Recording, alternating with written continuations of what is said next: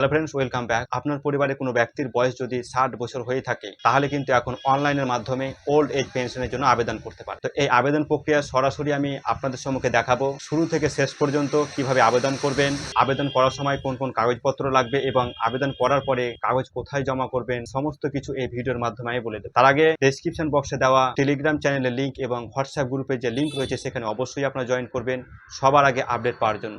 তো চলুন কথা না বাড়িয়ে সরাসরি আমরা অন স্ক্রিন চলে যাই। সেখানে আমরা স্টেপ বাই স্টেপ শুরু থেকে শেষ পর্যন্ত দেখে নেব এবং ভিডিওটি একদমই স্কিপ করবেন না, কারণ একটি পয়েন্ট যদি আপনি মিস করে ফেলেন তাহলে কিন্তু আপনার আবেদনটি রিজেক্ট হতে পারে বা বাতিল হতে পারে। আবেদন করবার জন্য আমাদেরকে ওয়েবসাইটে চলে আসতে হবে। ওয়েবসাইটের নাম হচ্ছে web.umang.gov.in। আমি এই ওয়েবসাইটের লিঙ্ক ডেসক্রিপশন বক্সে দিব, সেখানে ক্লিক করলেই সরাসরি এখানে আসতে পারবেন। আসার পরে সেখানে আপনারা একটি অ্যাকাউন্ট ক্রিয়েট করে নেবেন। ক্রিয়েট করে নেওয়ার পর সর্বপ্রথম আপনারা এই সার্ভিস বাটনে ক্লিক করবেন। ওকে, সার্ভিস বাটনে ক্লিক করার পর যে ভিউ অল সার্ভিসেস, এই ভিউ অল সার্ভিসে আপনারা ক্লিক করবেন। ক্লিক করার পরে আপনারা এখানে একটা সার্চ বাটন দেখতে পারবেন, এই যে সার্চ ইন ডিপার্টমেন্ট। ওকে, এই সার্চ ইন ডিপার্টমেন্ট এখানে আপনারা ক্লিক করবেন। ক্লিক করার পরে জাস্ট লিখবেন এনএসএপি। ওকে, সার্চ করার পরে এখানে চলেছে ন্যাশনাল সোশ্যাল অ্যাসিস্ট্যান্স প্রোগ্রাম। ওকে, তো এই যে অপশন রয়েছে সেই অপশনে আমরা ক্লিক করব। ক্লিক করার পরে এখানে দুটি অপশন আমরা দেখতে পারবো। এখানে কি রয়েছে, ভিউ বেনিফিশিয়ারি পেমেন্ট স্ট্যাটাস, আর 2 নম্বর রয়েছে অ্যাপ্লাই অনলাইন। ওকে, তো আমরা যদি অ্যাপ্লাই অনলাইন করব, অনলাইনে আবেদন করব, সেটি অ্যাপ্লাই অনলাইনে আমাদেরকে ক্লিক করতে হবে। তো যেই অ্যাপ্লাই অনলাইনে আমরা ক্লিক করব, এখানে সর্বপ্রথম আমাদেরকে যে অ্যাপ্লিক্যান্ট ডিটেলস অর্থাৎ অ্যাপ্লিকেশনের প্রথমে আমাদেরকে অ্যাপ্লিক্যান্ট ডিটেলসটা পূরণ করতে হবে, অর্থাৎ এখানে স্কিম নেম অর্থাৎ কোন স্কিমের জন্য আবেদন করছি এখানে আমাদের সিলেক্ট করে নিতে হবে ড্রপ ডাউন থেকে। তারপরে আমাদের স্টেট রয়েছে, স্টেট সিলেক্ট করতে হবে। তারপরে ডিস্ট্রিক্টটা সিলেক্ট করতে হবে। তারপরে কোন এরিয়ায় পড়েছে এরিয়াটা ড্রপ ডাউন বক্স থেকে সব কিছু পেয়ে যাবো আমরা। তারপরে সাব ডিস্ট্রিক্ট রয়েছে, সেই সাব ডিস্ট্রিক্ট, কোন গ্রাম পঞ্চায়েত আন্দাজ সেই গ্রাম পঞ্চায়েত সিলেক্ট করবে এখান থেকে। ভিলেজের নাম, হ্যাবিটেশন মানে ওই ঠিক ওই গ্রামের নামটা সিলেক্ট করবেন। তারপর কি লিখবেন, এখানে নাম অর্থাৎ যিনি আবেদন করছে যে বেনিফিশিয়ারি তার নামটা এখানে খুব সুন্দরভাবে লিখে দেবেন। দেওয়ার পর এখানে হাজবেন্ড বা ফাদার নেম অর্থাৎ ছেলে হলে বাবার নাম লিখবেন, মেয়ে হলে এখানে মহিলা যদি হয় তাহলে তার স্বামীর নাম লিখবেন বা গার্জিয়ানের যিনি থাকবেন তিনি নাম লিখবেন।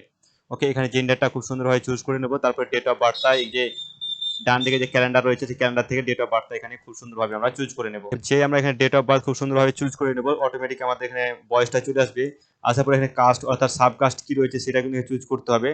তারপরে পুরো অ্যাড্রেস যেটা রয়েছে সেই অ্যাড্রেসটা আমাদের খুব সুন্দরভাবে এখানে লিখে দিতে হবে। তারপরে আমাদেরকে এখানে যে পিন রয়েছে, পিন কোড অর্থাৎ আপনার যে পিন কোড রয়েছে পিন কোডটা খুব সুন্দরভাবে বসান এবং যে নেক্সট বাটন রয়েছে নেক্সট বাটনে আপনারা। তো সর্বপ্রথম আমরা এখানে সিলেক্ট করে নেব Indira Gandhi national old age pension Yojana, অর্থাৎ যে 2 নম্বরে যে অপশনটা রয়েছে সেই 2 নম্বর অপশনটা আমরা চুজ করব। ঠিক আছে, 2 নম্বর অপশনটা চুজ করলাম। চুজ করার পরে আমাদের স্টেট রয়েছে সেই ওয়েস্ট বেঙ্গল, আমাদের স্টেটটা ওখানে সিলেক্ট করলাম।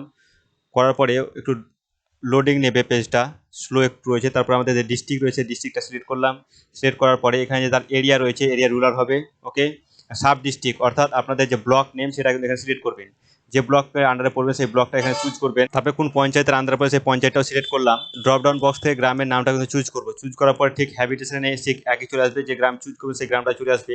তারপরে এখানে তার নাম এখানে তার নাম লিখে নিলাম, এখানে তার বাবার নামটা লিখে নিলাম, এখানে তার জেন্ডার আছে মেল, মেল সিলেক্ট করলাম। ডেট অফ বার্থ সিলেক্ট করবো আমরা। দেখতে পাচ্ছেন যে ডেট অফ বার্থ আমি এখানে পুট করলাম। পুট করা মাত্র যেখানে এজ রয়েছে বয়স, এই বয়সটা কিন্তু এখানে অটোমেটিক চলে এসেছে।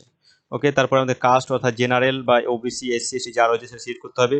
এবার এখানে তার পুরো অ্যাড্রেসটা এখানে লিখতে হবে এবং সঠিকভাবে তার যে পিন নম্বর রয়েছে সেই পিন নাম্বারটা এখানে দিয়ে দিতে হবে। দেওয়ার পরে নেক্সট বাটনে ক্লিক করব। আমি সমস্ত কিছু সিলেক্ট করে নিয়েছি, করে নেওয়ার পরে জাস্ট নেক্সট বাটনে ক্লিক করব। তো যেই নেক্সট বাটনে ক্লিক করলাম আমাদেরকে দেখেন এখানে অ্যাকাউন্ট ডিটেলসটা চাইছে। তো বেনিফিশিয়ারি নাম্বার এখানে চাইছে, বেনিফিশিয়ারি নাম্বার আমাদের কাছে নেই। এখানে আমার মোবাইল নাম্বারটা এখানে সঠিকভাবে দিয়ে দিলাম।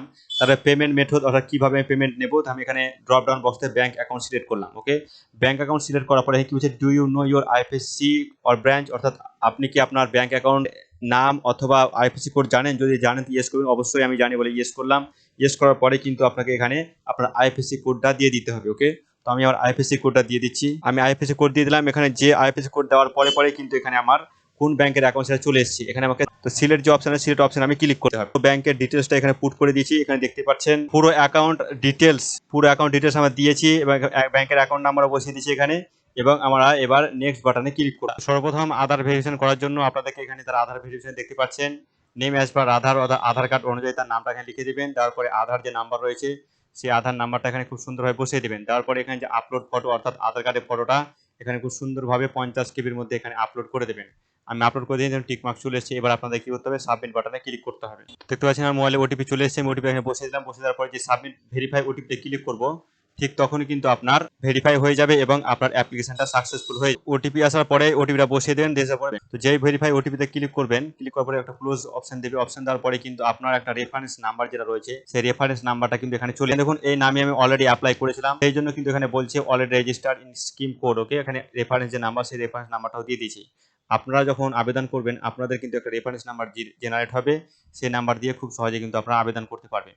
তো ফ্রেন্ডস, এইভাবেই আপনারা কিন্তু আবেদন করবেন। কোনো রকম প্রশ্ন থাকলে অবশ্যই কিন্তু আপনারা কমেন্ট করে জানাবেন। দেখা হচ্ছে পরের ভিডিওতে, ততক্ষণে ভালো থাকবেন।